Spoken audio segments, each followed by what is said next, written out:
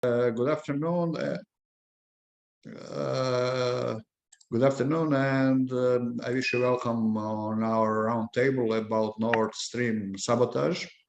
This conference, actually roundtable, video roundtable, is organized by a European Center for Dialogue and Cooperation and Swiss Center for Global Trends. And I hope this time we will have a really very objective and very scientific discussion because we decided to organize this conference on sabotage on Nord Stream because right now worldwide we have the debate around the world about this problem, and many participants in these debates demand that the case by the full investigated in accordance with international law should be full. But I think unless a professor from Columbia University in the United States, Jeffrey Sachs, spoke at the UN Security Council and has mentioned the case of sabotage of Nord Stream gas pipeline, nobody really had tried to open discussion about this. So Jeffrey Sachs believes that the destruction of Nord Stream gas pipeline on September 26, 2022 represents an act of international terrorism and treaty to the peace. So as Professor Jeffrey Sachs says, American journalist Seymour Hersh claims that the US blew up the Nord Stream gas pipeline with the help of Norway. But we still don't have enough evidence for that. The Russian Federation demands that the UN form an independent commission to investigate the sabotage, or should form an independent commission, but still nothing happened. While the United States, for its parts, denies also involvement in this case. So we are actually now, as in the case of 11 September, where nobody is guilty and nobody has done this, but the story was there, and the case we have. We could hear different claims in numerous media today, and many sources which we find out through German media, ARD, ZDF, RTL, Zeit, etc., actually had repeat what someone has wrote in New York Times, and I will try to quote what was in the New York Times. Intelligence data from US services indicate that the explosives on the gas pipelines were probably planned by experienced divers who are not connected to the military or specific special services. Citizens of Great Britain and the US did not participate in the attack, but individuals of Russian or Ukrainian nationality, yes. End of quote. What does it mean, this quotation, and what actually author had tried to say, nobody really understands. On the other hand, German newspaper Zeit writes that the German investigators have identified the ship from which sabotage of Nord Stream was carried out, and this is so-called yacht Andromeda, and adds that traces lead to a company owned by Ukrainians. The headquarters of the company is in Poland, and its owners are two Ukrainians, so the Zeit. And the secret operation in the Baltic Sea was alleged carried out by 6 people, 5 men, 1 woman. The group consists of a captain, 2 drivers, 2 diving assistants, and a doctor, and they alleged transported the explosive to the crime scene and planted it there. Their nationality is not known, but the author from German newspaper Zeit writes and states that the attackers used fake passport, which they also used to rent a boat. And at the same time, there was also one very strange ship there all the time, 7 days go around that area, and it was registered in Greece. So as we can see, there are many different claims, and the world public is quite confused, me too. For this reason, we decided to invite you as eminent experts from different countries to join us, and that we try to find some conclusion on this case, if possible, at least. If not, at least that we give more information what's really going on. Before giving the floor to all of you, on behalf of the conference organizers, I would like to express my deepest condolence to Turkey for the recent tragic events that have befell in this country. And our first speaker is a professor from United States for humanitarian law, Mr. Dan Kovalik. Please go ahead. The floor is yours. Yes, first of all, thank you so much for having me. I'm very honored to be here. First of all, when we talk about the sabotage of Nord Stream, we have to, first, there's a consensus that it was sabotage, right? This was not a natural occurring event, right? This was a very sophisticated act that was carried out, most likely by a state party, right? That would have the technology and the manpower to do this, which, by the way, makes the New York Times story very, very unlikely, right? This idea that 6 people on a small yacht were able to carry the thousands of pounds of explosives and get it down to depths that you would need trained divers to get down to. I think a lot of us are looking very askance at that. But before we get to who did it, I think the other thing we have to acknowledge are 2 things. One, it was one of the greatest acts of industrial sabotage we've ever seen. And it was an act of sabotage, not just against Russia, but against Germany, right? That depends on this natural gas. Angela Merkel begged Putin to build Nord Stream 2 in particular, because Germany and Western Europe have depended on natural gas from Russia even during the times of the Soviet Union. Without natural gas from Russia and the Soviet Union, Western Europe could not have industrially developed the way it has. So this is an incredible act of sabotage against the economies of Germany in particular, but Western Europe as well. But also is one of the greatest, maybe the greatest acts of environmental terrorism ever known, because it caused the release of about 400,000 tons of methane gas into the atmosphere. And methane is 20 times more impactful on global warming than CO2 is. So that's an incredible act of destruction that happened. So who carried it out has to be determined with a great deal of certainty. And I think whoever did do it needs to be penalized in some way by the world community. Which again brings us to who did this. Again, I think first of all, a lot of us, without any knowledge of, the evidence or at the scene, have wondered for some time whether it was the United States, because prior to the sabotage of the pipelines, you had people like Joe Biden saying he would make sure that Nord Stream 2 would not be functional. I mean, he promised that. And people said, well, how are you going to do that? He said, I'll make sure it doesn't happen, right? And then after it did happen, you had people like Victoria Nuland laughing that Nord Stream 2 now lies, in ruins at the bottom of the ocean. And you had others crowing about the fact that it had been destroyed. U.S. officials, as a lawyer who knows criminal law, you see motive, you see someone who's said, I'm going to do something. And then when it's done, they crow about it being done.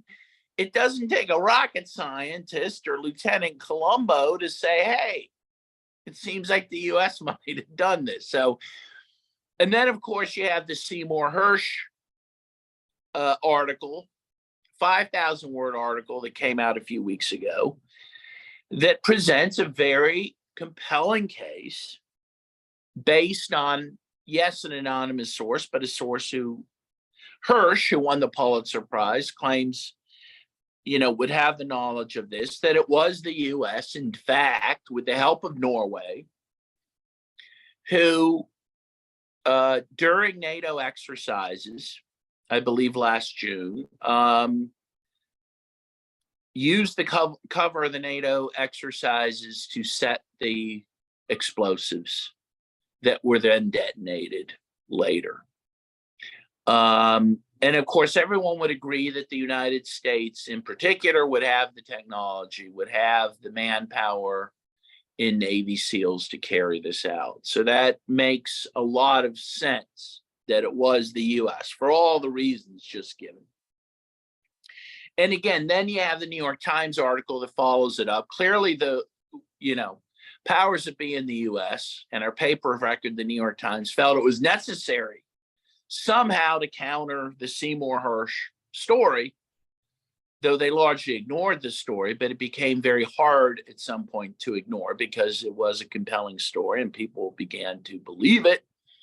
So they come up with this story, also based on anonymous sources, by the way, even though they poo-poo Seymour Hersh for using an anonymous source, saying that, yes, it was this private group of people, friends of Ukraine, okay? At least they acknowledge it's someone on our side. The Western side. First of all, that's a huge acknowledgement. It's no longer, they're no longer claiming Russia blew up its own pipeline, which was an absurd claim to begin with, but it was someone on our side. So first of all, that's a huge admission right there. Someone on the side of NATO did this, according to the New York Times. But again, they claim it was some non-governmental group, that there is a paragraph, kind of a throwaway paragraph, if you read through it, that does say they could have had some help. We can't totally discount that they had some help from the Ukrainian government, but largely the story is it was these 6 people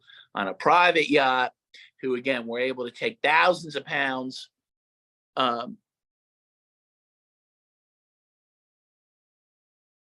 Sorry for that interruption. Able to take thousands of pounds of explosives across, by the way, the Polish-German border somehow without being detected.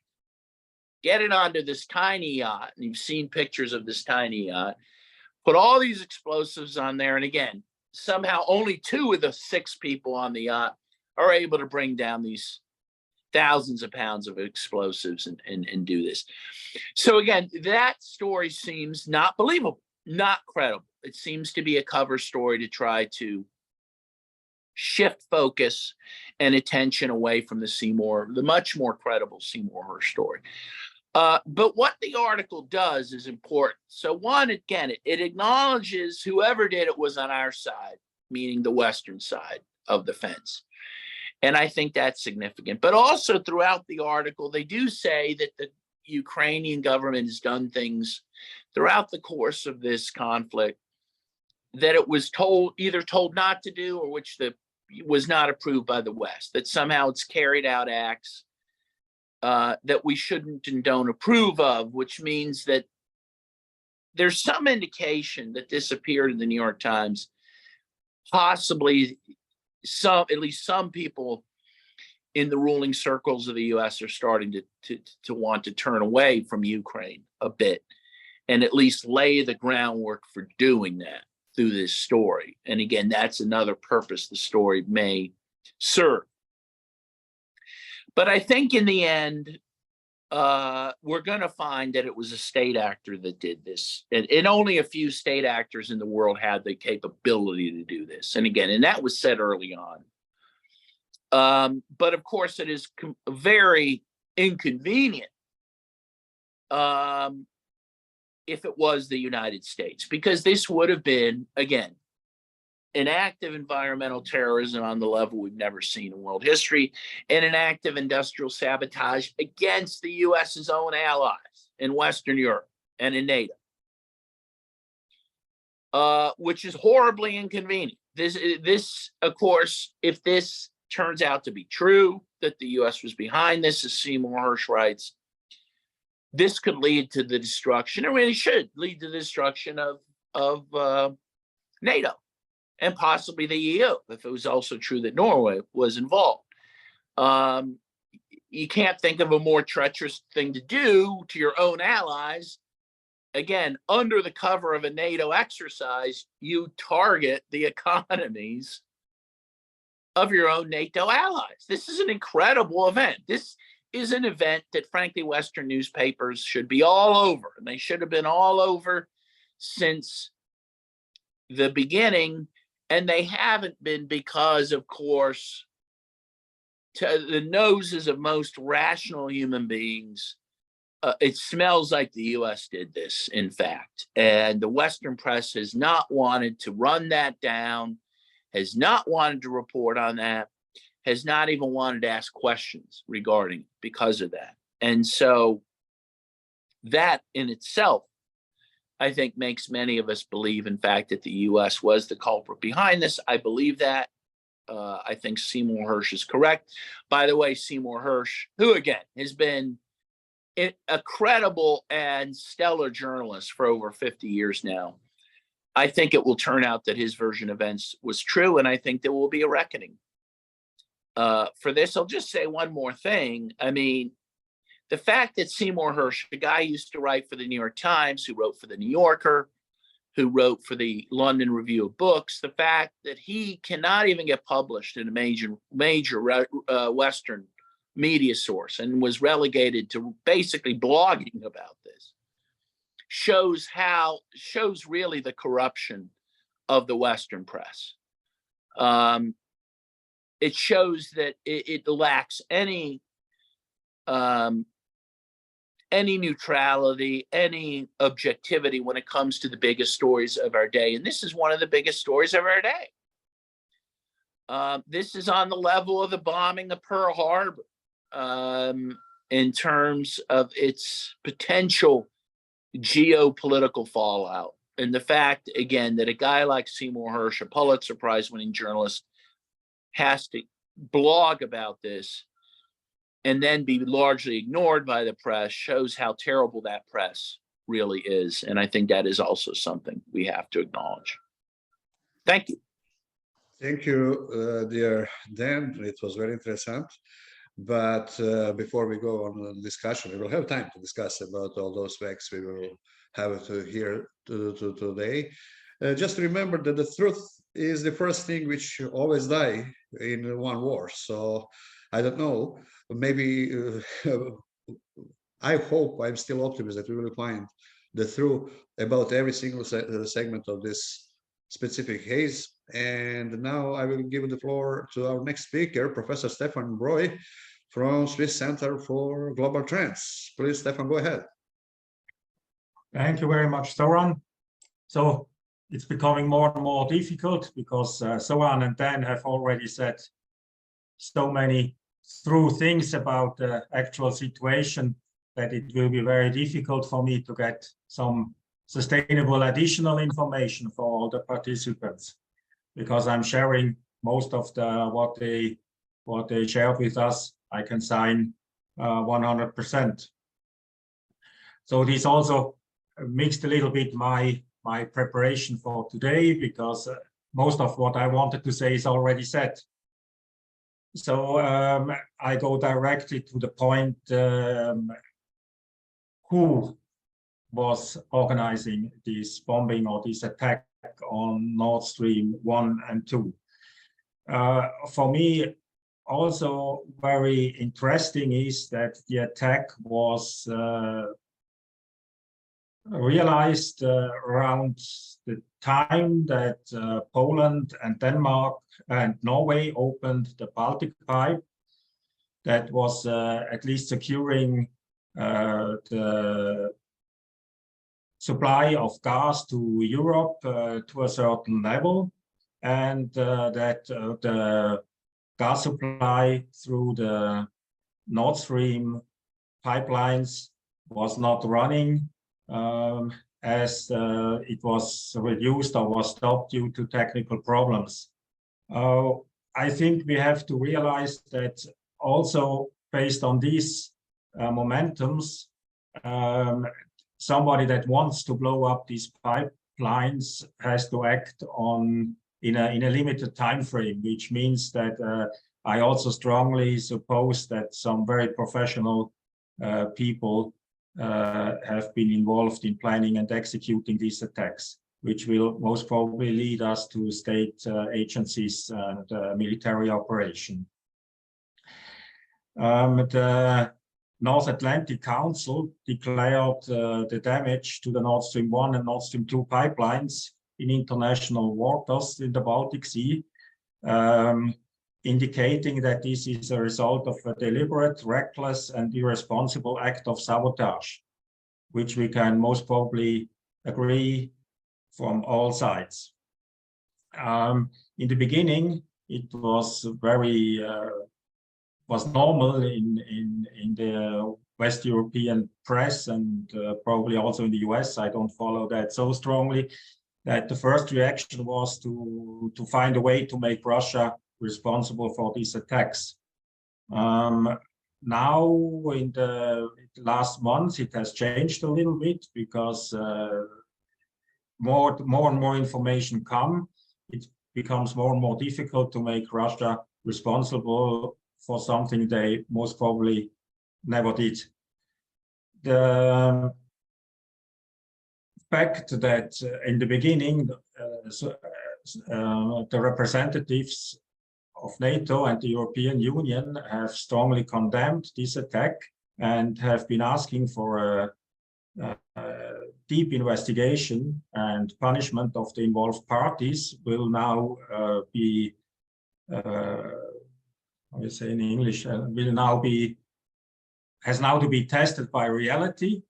The more we realize that these attacks have most probably come from other sides, from the NATO side, the more interesting it will be how strongly it will be investigated and what reaction the responsible people will have to carry.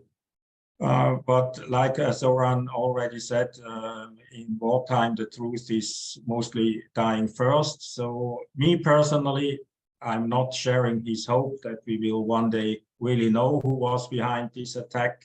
I guess that the tendency will be to speak about other problems and just make the people forget what was happening, like we have seen it with this attack from the NSA on the German Bundeskanzler Merkel when they have been listening to the telephone conversation of the German politicians.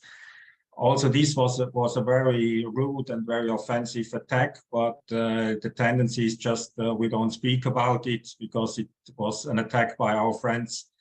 And today, anyway, we have very bad atmosphere in Western Europe. So there is only one side that is black and the other side is white. So yes, I'm also wondering what we will hear in the coming months, but I'm not sharing the enthusiasm or the hopes of Zoran that we will get the truth at the end. Thank you very much, dear Stefan, and just information for all our participants. I even didn't know what Stefan is preparing to say, but obviously we have the same source which we use. And the general climate in Western Europe is so that that is what we have as information. Anyhow, from Stefan 1, let's go now to Stefan 2 from Schiller Institute. Please, Mr. Osenkov, floor is yours. Well, thank you. The bad news is that the German government is preventing any steps to deal with Seymour Hersh's revelations in this case, the Nord Stream bombing. Neither the governing coalition parties, we have Social Democrats, Liberals, and Greens, nor the largest opposition party, the Christian Democrats, are demanding immediate action for independent investigation and transparency in this serious case of terrorism. Proving why Sy Hersh is right and his source report is true can only, I think, be achieved through an international broad-scale investigation that puts enough pressure on the German, but also on the Swedish and Danish governments to release and share relevant data on activities in the Baltic Sea, at least during the last 9 months. I don't think that the suspects, at least from Hersh's perspective, i.e. the USA, Norway, and implicitly NATO, will do any of this. The pressure has to come not only from Russia, as recently seen in the United Nations Security Council, but also from China, from India and other powerful emerging countries and multilateral institutions, such as the United Nations, but also from rapidly growing institutions such as the BRICS or the Shanghai Cooperation Organization. Now, the question is, why should every country have an interest in this? Because I think it's implicitly a globally relevant and urgent issue. As Chinese Ambassador Zhang Jun said at the United Nations Security Council briefing on Nord Stream on February 21st, he said, and I quote, "We live in an era of globalization when cooperation among countries in energy, transportation, and communication is increasingly close, and transboundary construction spans across continents and oceans. Any deliberate sabotage of transboundary infrastructure is a malicious act. Failure to find out why it happened and who is behind the destruction will send a wrong signal to those with ill intentions and make them believe that they can get away with whatever they do. An objective, impartial, and professional investigation into the matter, releasing the findings and pursuing accountability as soon as possible, are not only related to the incident itself, but also bear on the security of global transboundary infrastructure. Moreover, they are also closely related to the interests and concerns of every country." End of quote by Ambassador Zhang Jun. Now, why do I think the truth will not come out of the German government? Well, first of all, I attended several hearings now in the German parliament. The most recent one took place yesterday evening. A motion to set up a parliamentary commission to investigate what the government knows about the Nord Stream case was quickly rejected. On the one hand, the opponents of the motion say that this is not the task of the parliament, but of the Prosecutor General's office. Well, however, the office of the Federal Prosecutor of Germany has so far remained silent for 6 months, despite a mounting public interest. So on the other hand, the initiators of the motion were quickly slandered as Putin agents, apologists for Russian aggression, and purveyors of Russian propaganda, and a cardinal sin in Germany, anti-American sentiment. The political attacks are so harsh and emotionally charged in parliament and in the media against anyone who questions the orthodox narrative of the main powers that not many have the stamina or the guts to present a fundamentally different outlook. The parliamentarians also frequently disparage the famous author Seymour Hersh as an unreliable elderly conspiracy theorist.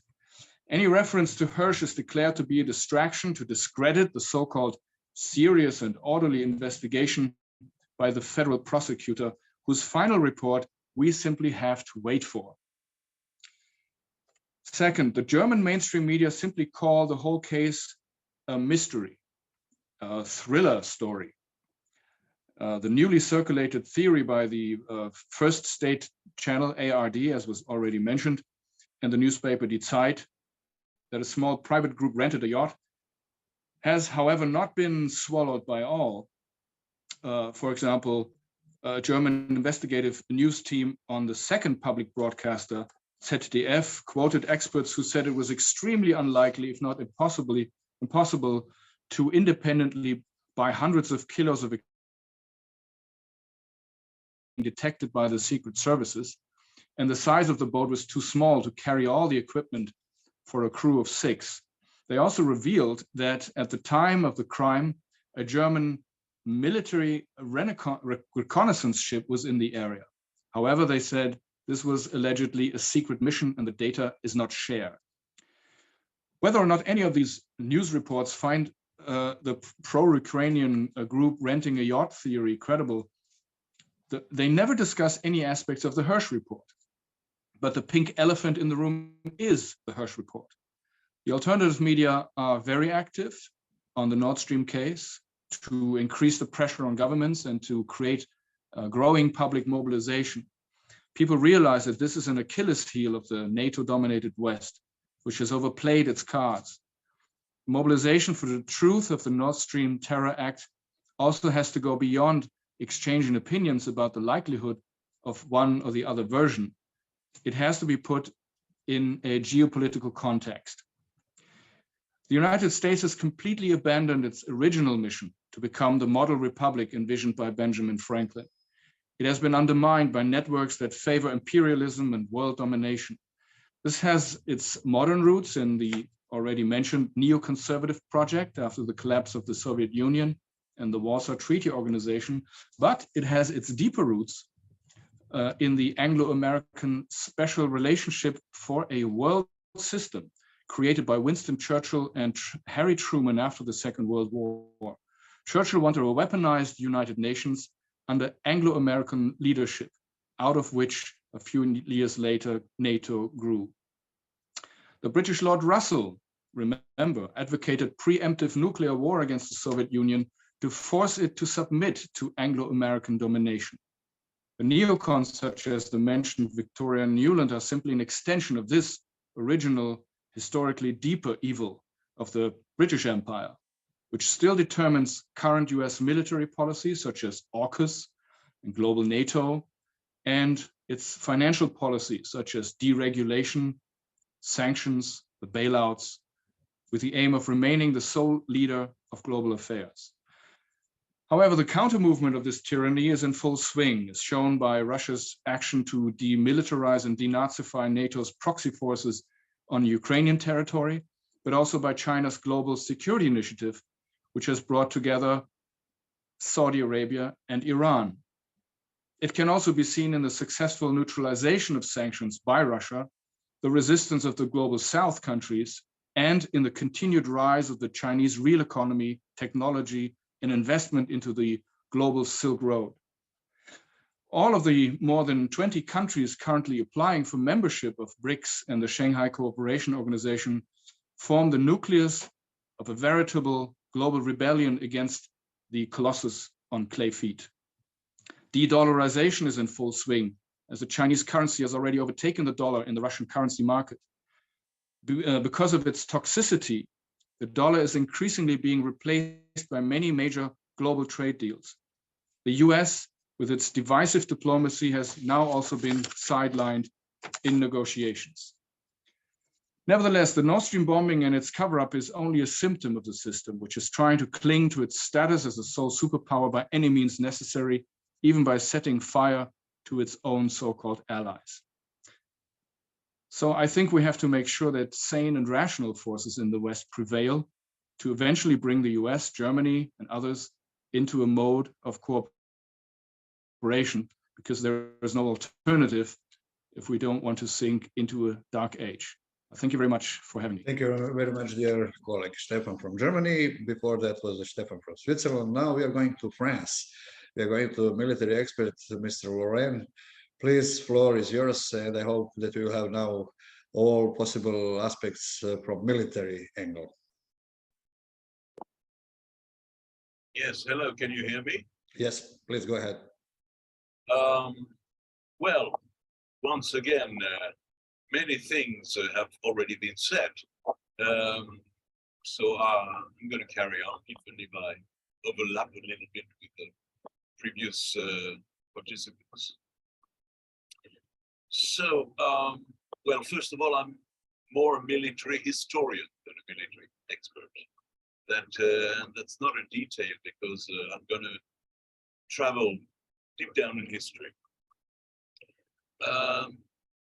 I agree with what has just been said, because it puts the emphasis on the other big suspect, I think, which is Britain. I think the British secret services and the special forces are long-time experts of very, very tricky things. And there is one common point between Britain and America, aside from the language. It is the fact that they are both naval powers, and their deep history is deeply rooted in the sea and what I call the fluid spaces and so many things in the not only strategic cultures, but cultures in general of these two countries are deeply rooted in the sea, or at least deeply molded from sea concepts, about sea, yes, concepts. And what does naval history teach us? It teaches us that one of the trickiest parts of maritime law for about 2 centuries are false flag attacks. Even the very word false flag leads us to piracy tactics used even in the 18th century, even before. And last but not least, if you look at the history of the 2 last centuries, that is the history of the world since America emerged as an independent nation, you can notice that 90% of the conflicts in which America has been involved took place after a very strange naval incident. Naval, or in some case aerial, but the air is another fluid space. If you see the famous Boston Tea Party, it was in 1776, I guess, if I well remember. It was a false flag attack. If you take the intervention of the US Navy and US Marines on the Libyan coasts in 1801, after a strange blowing up of an American ship in Tripoli harbor, you notice that it's also a naval affair. If you take the blowing up of battleship Maine in Havana Harbor in 1898, even the Lusitania sinking during the First World War, Pearl Harbor in 1941, the Tonkin Gulf incident in the early 60s, etc., etc. Those are all naval provocations. Sometimes these naval provocations are organized by the Americans themselves. Sometimes the Americans are smart enough to corner an opponent in a situation where the opponent has no other choice than attacking the first. This is what happened in Pearl Harbor, when the Japanese were cornered into attacking the American fleet in Pearl Harbor. And the Americans knew it was a Japanese tradition, since the Japanese had done it in 1904 against Russia in Port Arthur.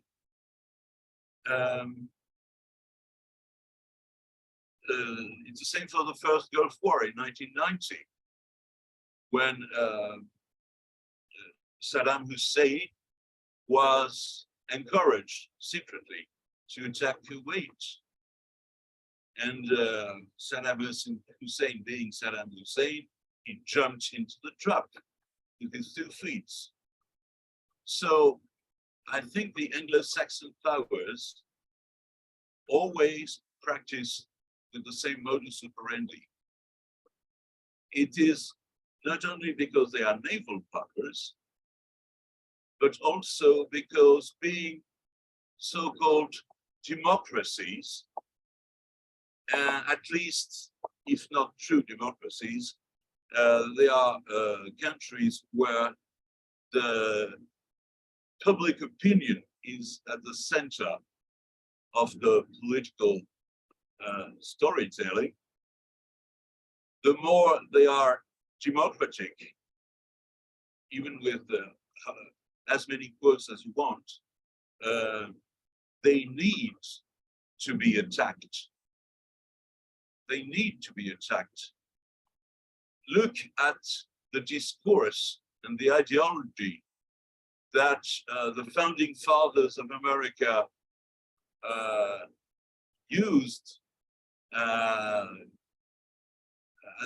during the times of the Proclamation of Independence. They said, well, we are not like the European monarchies and dictatorships where the sovereign goes into war according only to his whims. We are a commercial, therefore peaceful nation, and so we won't go into war unless we are attacked, and that's what. That is why they manage every time to practice the same way. So therefore, I think we have a frame here to understand their modus operandi throughout times. They will carry on, and that's why I am also very pessimistic about the future. Thank you very much.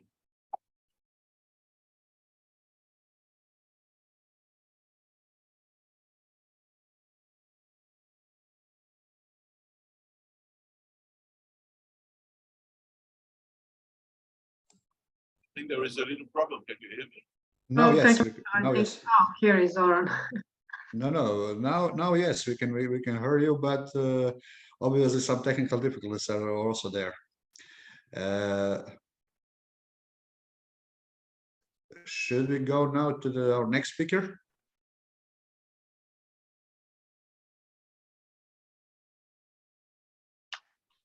Yes, I think we will give the floor to Mr. Yunus Soner from Turkey, please. Good afternoon, everybody. Thank you very much for the invitation to this very interesting, very insightful conference. And thank you also very much for the warm message in regard to the earthquake and its victims that we had here.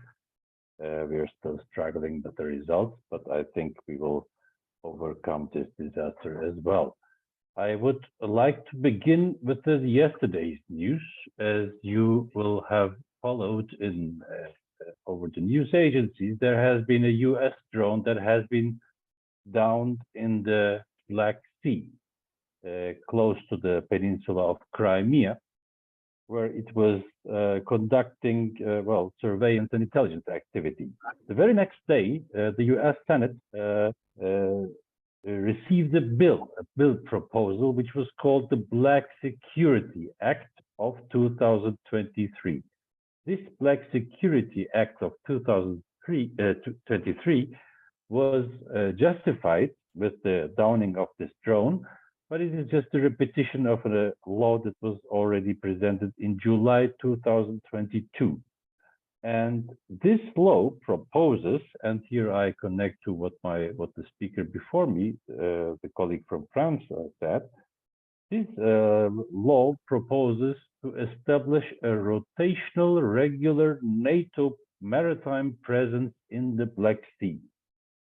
Now, this law has different purposes, and one of them is, and I quote here from the law, bolstering United States support for the regions, the Black Sea region's energy security and integration with Europe, and reducing their dependence on Russia while supporting energy diversification. And here comes the main point, and that's what I'm going to talk about, the fact that the Nord Stream pipeline has a twin sister.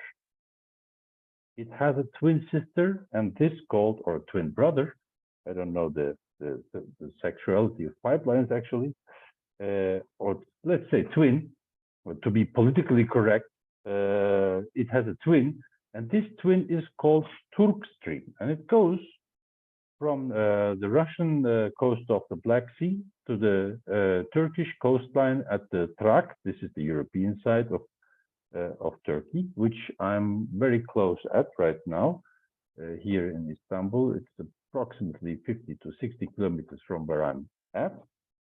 And this is a gas pipeline, and it is actually serving the same purpose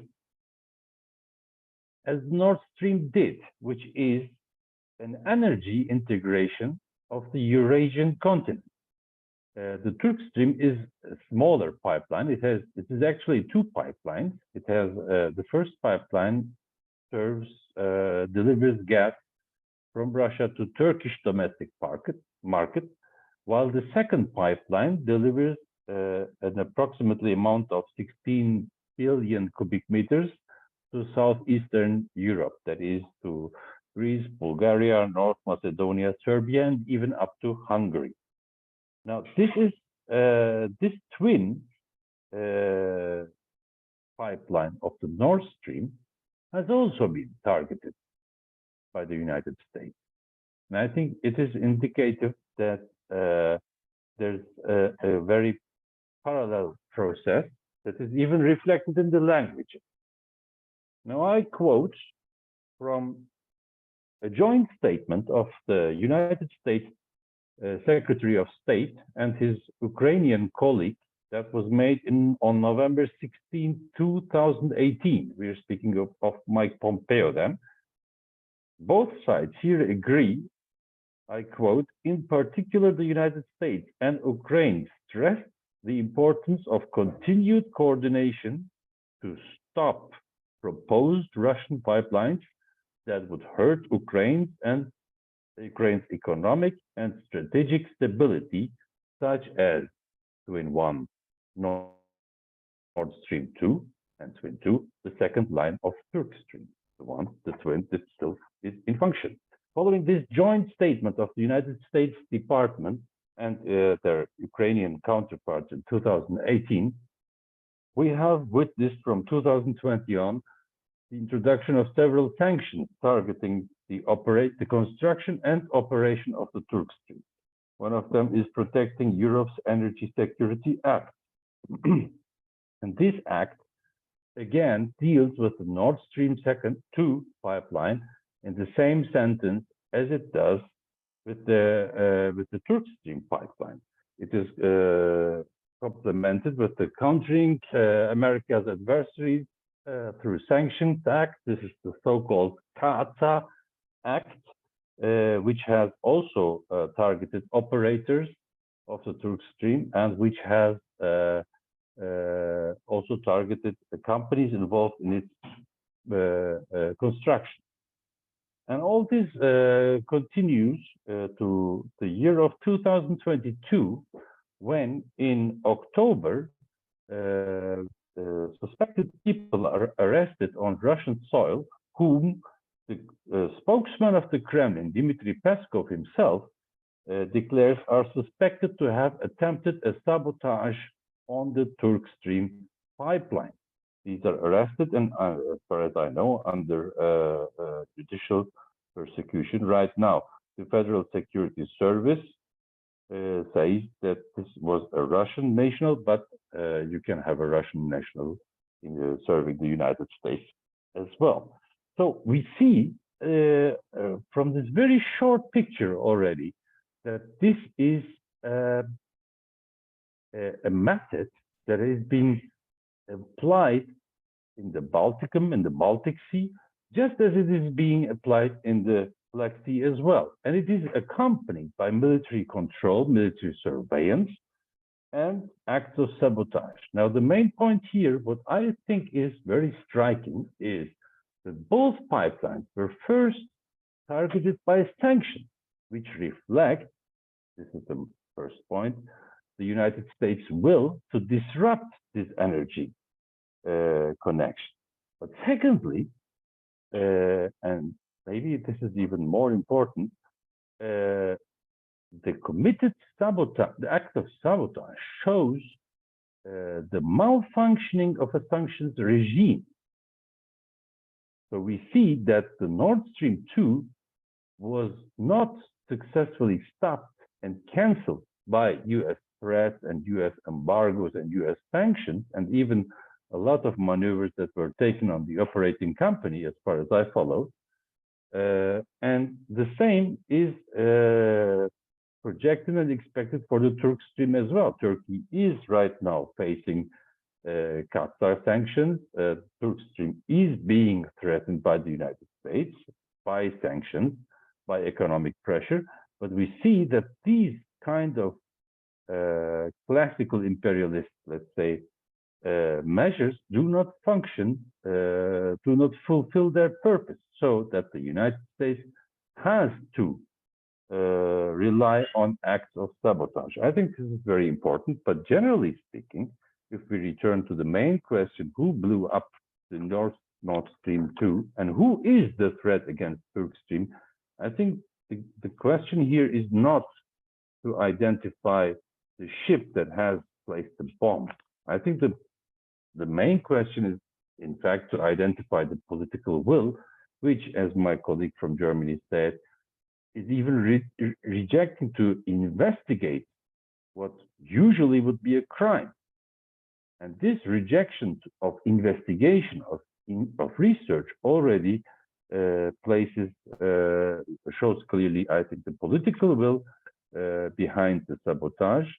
The article of Mr. Hersh is interesting, it's enlightening, but it's not conclusive. I think the conclusive for the global public opinion and for our country is to focus more on the political will, on the geopolitical will, and the geopolitical context from which this kind of sabotage acts derive. And this is a thing that here in Turkey we are well aware of, and we are very well aware of that any NATO presence in and around Turkey is not only a threat against countries like Russia or Syria or Iran, which these presence claim to be. This is their justification. That's how they are sent, drones and NATO bases and NATO naval vessels. But we know that they are above and most of all a threat to Turkey's connection, in this case, energy connection with its neighbors, be it importing gas or be it re-exporting gas to the Balkans. So politically speaking, I think this is a very important lesson that Turkey has learned actually from the Nord Stream sabotage, that having involved NATO in the country or in the seas around the country, in the Aegean, in the Mediterranean, or as they are currently trying to do in the Black Sea, constitutes a huge danger of continued sabotage and a huge danger, of a threat against our national security. With that, I would thank you very much for your patience. Thank you very much, dear colleague Yunus. Just one small remark. When we are talking about geopolitical context, we should maybe remember that Panama Channel is already in Panama, and we can just remember what was done to control the situation on Panama Channel. But in the same time, we have now Chinese activities to reopen Nicaragua channel between Pacific and Atlantic Sea, what is really very, very interesting story, which can be really very easily compared with these two, Nord Stream and Turk Stream. And let's see a little bit more other aspects in our discussion, which will follow up after our speakers. So thank you very much once more, colleague Yunus. And now we are going to Poland, to our dear friend Konrad. Please go ahead, our dear friend, political analyst and expert. Hi, hello, welcome. I'm very honored to be among such experts and authorities. Well, I must say that I'm a bit hard situation, because I'm absolutely sure that so-called world public opinion sees my country as one of the frontline warmongers. Yeah? We are gently follow all imperialist activity of Anglo-Saxons, Washington and London as well. But I would like somehow changes maybe this perspective and speak about Poland as kind of victim of this imperialism as well, and of some even more dangerous correlation in the politics of the great powers. I'm a journalist, but I'm also an economist. I specialized in economy, security, and economy and energy, and economy and energy security. And I would like to look at the Nord Stream sabotage as a part of the wider energy economic securitization puzzle. Yeah. Of course, when we discuss about who is responsible for this act of terrorism, it's nothing more than old Latin sentence: "Is fecit qui prodest." Yeah, that's the all we should know and we should understand about this terror attack. From the Polish perspective, it's a very sensitive question because, well, what we know even from these last publications, Poland is accused of the old formula was aiding and abetting a felon. Yeah? So as a co-perpetuator of this crime, of this very serious crime against the international law and against international security. All these details about this yacht,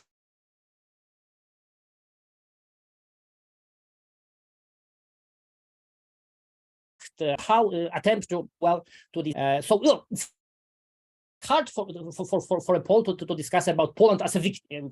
Everyone could say, okay, what kind of victim are you? You are warmongers. You are absolutely leaders in the helping Kiev junta. But in the wider perspective of economy, of energy crisis, we have to remember that we observe another step of increasing dependency of the Eastern European economies from the West, and especially from the United States and United Kingdom. As we remember, energy crisis, as we know it, with all these tragic consequences, the roots of this crisis we can observe, especially within European Commission Fit for 55 policy. All this so-called energy transition climate hoax they try to introduce to the European community, and well, combined with speculation of natural gas options in the market in the 2021 during the lockdown policy. So another factor increasing crisis. So lockdown policy and another hoax of COVID-19 pandemic. The first big jump of the energy prices we could observe, it was autumn 1st 2021 and then winter 2021 to 2022 before the war. So all this propaganda I think we could remember from the last year that it was Putin and Russia's fault to have this increase of cost of life was absolutely not true, because we remember that it starts evidently earlier and without any involvement of the Russian side. That's first element. Second thing was that, as for example, my country, which economy and energy systems was based on on coal, we had to, of course, decline that because of the Brussels diktat. But the second element was our participation and whole Europe participation in energy transition in German way. So we all, especially Eastern Europeans, were involved in Energiewende, in energy transition with human face, based on natural gas imported from Russia. That was absolutely necessity for the European way of energy transition, and natural gas as a great resource for the first period of this transition was calculated for several years of such a stage of this process. And as we know, after the war broke after 24th of February, we faced the sanctions, we faced the full-scale economy war against Russia, and all our countries, with a special emphasis on Poland, we are involved in this part of conflict. What would like to focus on is, as we remember, a very important document of European Commission and European Parliament that was in famous 10-point plan to reduce the European Union reliance on Russian natural gas. Very long title.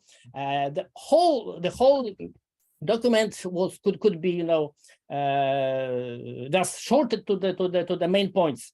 Increase LNG import from the other resources, that means from USA and Qatar, delay of retirements of nuclear powers, and of course restoring the new ones, especially in the UK. Transformation towards renewable sources, which is mainly propaganda slogan, and maximum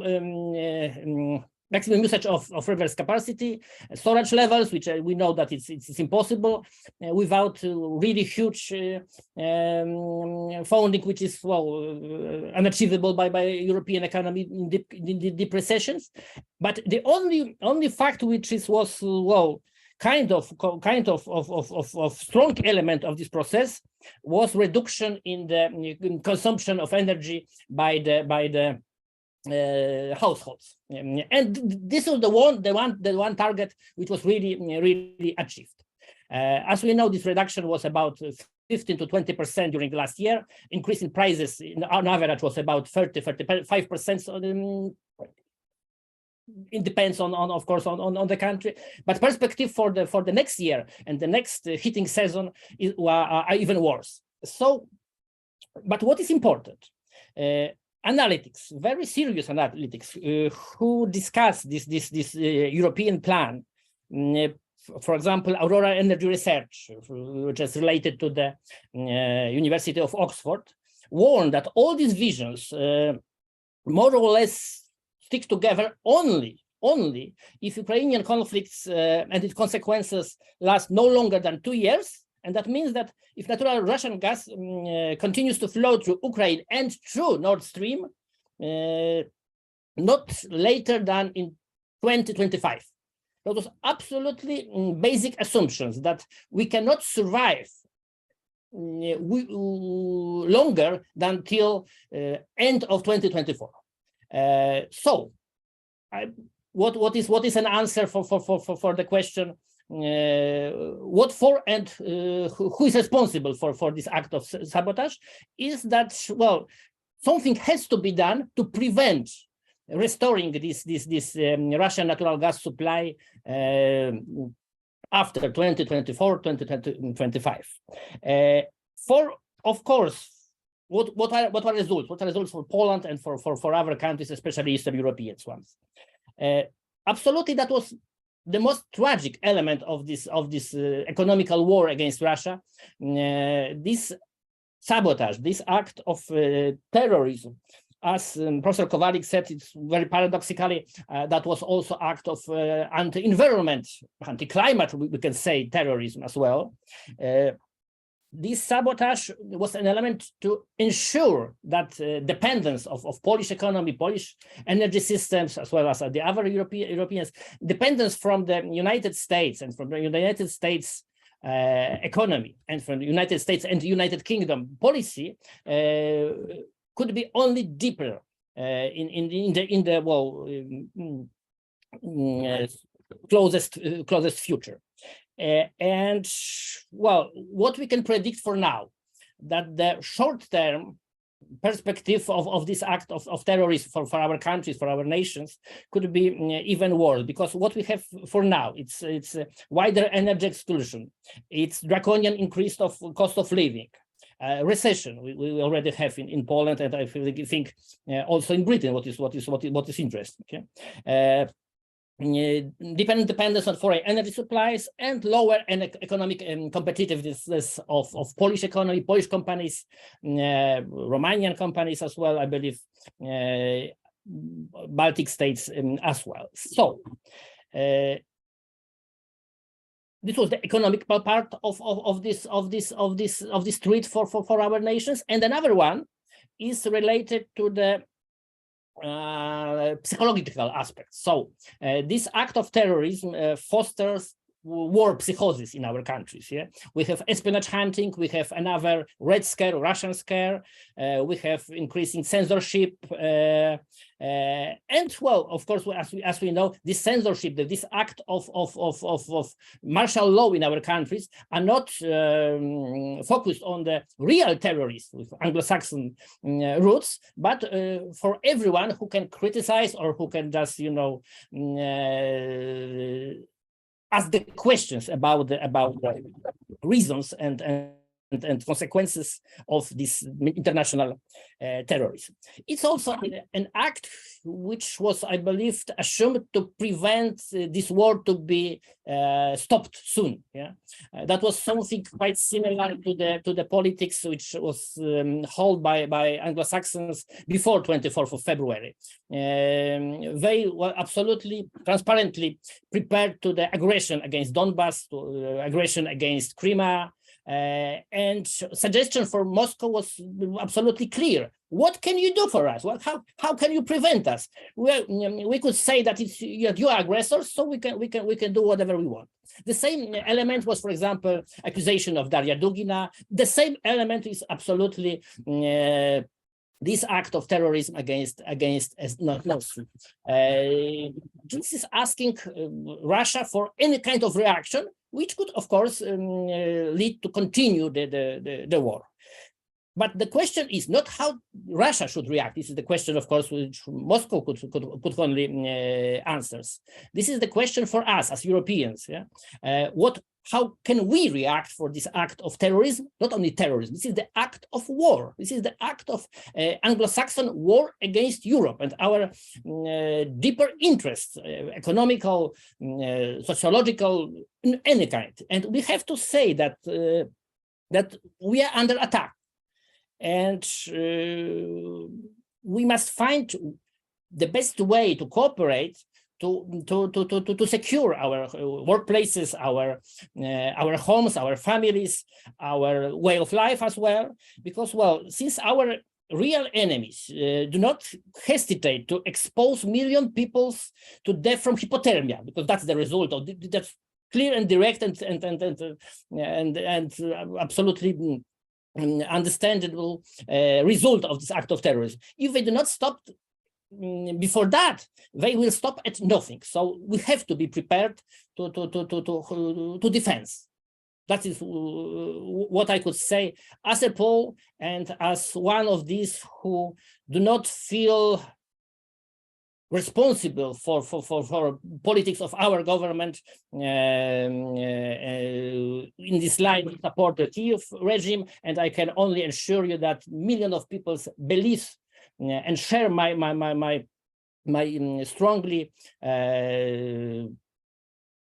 position against the war and against terrorism in any kind of any direction coming from. So I would say that I'm very happy that you could hear Polish voice against the war. Thank you very much, dear colleague Rekas. If I remember well, we were together participant on one conference when I was in Cambodia at that time in Southeast Asia. And I remember very well, I was pretty shocked in that time because European colleagues were very nervous, hysteric, doesn't matter from which side they come, western part of Europe or Russia or whatever. But for me, it was very interesting that at that time in Southeast Asia, nobody really cares about this, what's going on in Europe. And I think this is the main problem today, perspective. If we are looking for the true information, for the real information, what's really going on, then we need to read the sources which are from coming from to us from global south. Is that from Brazil, Mexico, South Africa, from Egypt, or from even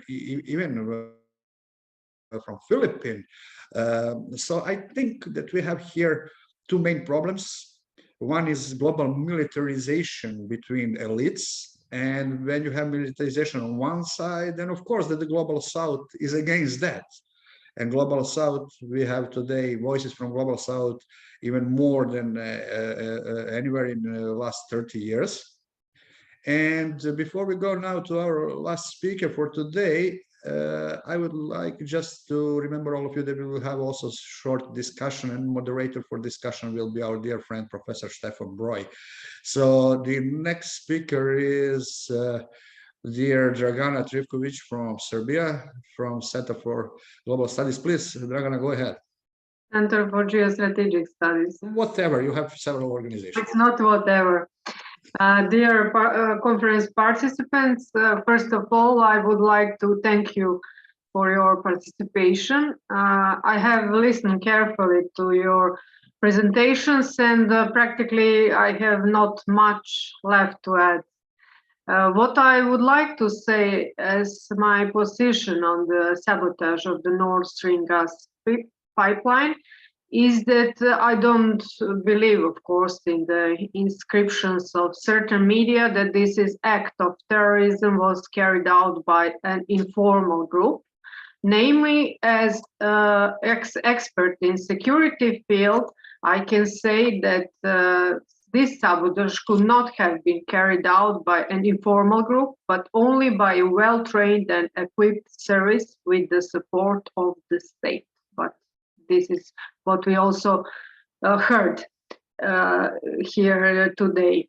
I think we should focus on finding the perpetrators of sabotage. The basic question here is, of course, who has an interest in destroying such an important infrastructure project for Russia and for Europe as well. I will remind you of a document that was published last year under the title Weakening Germany, Strengthening the US. Of course, the Rand Corporation denies that they have produced such a document and declared it to be false. However, the document actually only contains the obvious facts. I will add also that we live now in a time when all, or maybe not all, but a lot of conspiracy theorists have become a terrorist of practice. So this document is about Germany and the relation with US and the all European states. I quote what is written in this document. There is an urgent need for an influx of resources into the American national economy, especially the banking system, and only European countries bound by obligations in the EU and NATO can provide us with these resources without significant military and political cost for us. An increase in the flow of resources from Europe, the United States is possible if Germany begins to experience a controlled economic crisis. Germany's current economic model rests on two pillars. It is unlimited access to Russian energy resources and cheap electricity from France, produced by French nuclear power plants. But the importance of Russian energy sources is much greater. The cessation of energy supplies from Russia could lead to a systematic crisis that would be disastrous for the German economy, disasters for the German economy, and indirectly for the entire EU. This is end of quote.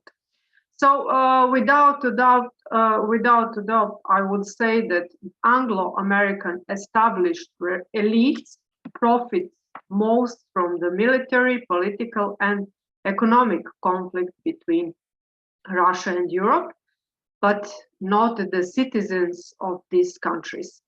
What is happening today on the international level, it's only an escalation of the policy that has been implemented for decades, and it is characterized by creating conflicts and the struggle for resources, which again go to private funds in very strange ways. Such a policy inhibits any social development and does not allow citizens to exercise their rights that should be guaranteed to them. One gets the impression that terrorism has become someone's legitimate means to achieve goals, and that we have reached a situation where it has turned into state terrorism. I think we have gone too far as a society. If I hear of state and the head of state can declare that the destruction of the Nord Stream gas pipeline was very beneficial for Europe. How could the destruction of any infrastructure project be useful for anyone? This was stated by Polish President Andrzej Duda for the CNN. And I will also remind that of the case of the South Stream, which was the best solution, I think, for the Balkans. How Bulgaria abandoned the construction of this gas pipeline, admitting that it did so because of the Americans. So therefore, one of the main problems today is the lack of sovereignty of states and the corruption of political elites. I really think that is in a global society, we are on the edge of the abyss, and we are witnessing a deep, not only political, economical, cultural, educational crisis of the system, but also a moral and human one. And if we fail to change the situation for better, I'm afraid that the period of accelerated degradation of all values and tragically for our future. What gives hope that is possible to change the situation are the voices of independent intellectuals who understand the seriousness of this situation and speak openly about it like we speak today. Thank you very much for your attention, and I just want to add I would like to ask you if you have written your papers for today's conference, please send to us because we will like to publish them. Thank you. Thank you very much, Dragana. So now I will give the floor to our moderator of discussion, Mr. Stefan Broj. Professor Broj, please go ahead. And we have enough time till 6 o'clock to discuss, and we had heard a lot of interesting information. So let's go ahead. Yeah, so thank you, Sovan. Well, I just want to add to Dragana's explanations that also the founder of Stratford International, George Friedman, was publicly admitting the US policy of keeping Germany as one of the strongest economical power in Western Europe from having too strong relations with Russia, because this would build a power bloc that would be really challenging the US in a very, very high level. So this strategic of the US is not new, but it was going on for really, like she said, it's going on for decades. But anyway, this is geopolitics. We have that themes we have been discussing today is Nord Stream. So we heard a lot of interesting information from military side, from civil society, from politics, from journalism. And we basically agreed on the principle that it is very sorry for my English. It's not we don't see it as a very strong possibility that such an attack can be done without the support of state organizations. So if any one of you wants to add something or want to discuss a special point that we have been discussing today, please feel free.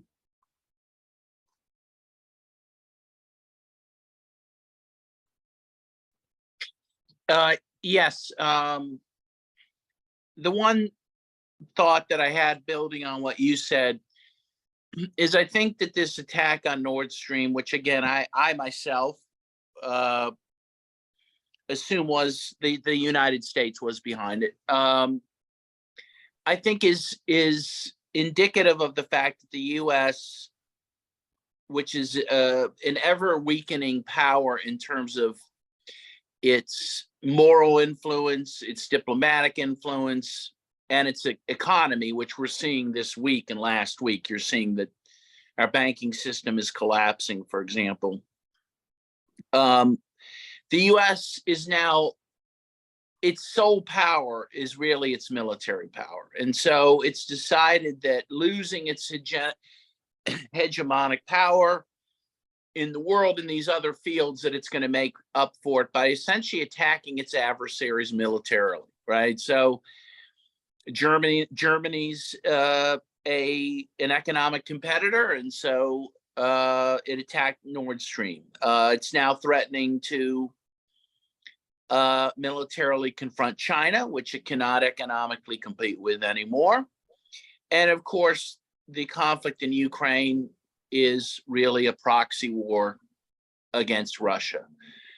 All of these are examples of the US, again, exercising military might and confrontation because it has lost its power in the other in these other spheres. The US at one time had a lot of moral weight in the world, a lot of cultural weight. Culturally, it still has some influence, of course, but again, that's waning as well. And morally, I think the world is not seeing the US as a morally upright nation. And I think that's seen by the fact that most of the world, and certainly the developing world, is not siding with the United States in the conflict in Ukraine. I think the developing world is tired of the US really, again, misusing its military power and its economic power by sanctioning countries. And so that's where we're at. And what it shows is we live in a very dangerous world. And in my view, and I am an American, I think the US is making it an ever more dangerous world. Thank you. Well, then I can agree largely with you. But just for me, there is still the discussion. Well, finally, who was behind it? It probably we will never learn. But I just want to come back to what Laurent was saying. For me, it's not completely out of the picture that the English or Great Britain has been involved, because I really, what I have problems for a long time is to understand these anti-Russian sentiments that are publicly said in the UK are very strong, and it has to have some historical thing that we cannot understand in continental Europe. But that's why I say I would also not be surprised if the UK would be involved, which would also have the military power to do it, the military expertise to do it.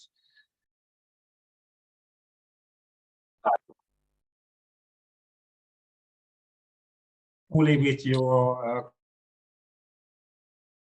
focusing on this attack, it might also be possible that it was done by the British. But anyway, probably nothing would be done without involvement of the US anyway. So even at the end, if it was a pro-Ukrainian scouts group that was doing it, they cannot do it without the agreement and the support of the US. And whoever was really diving at the end, probably we will never learn. But like my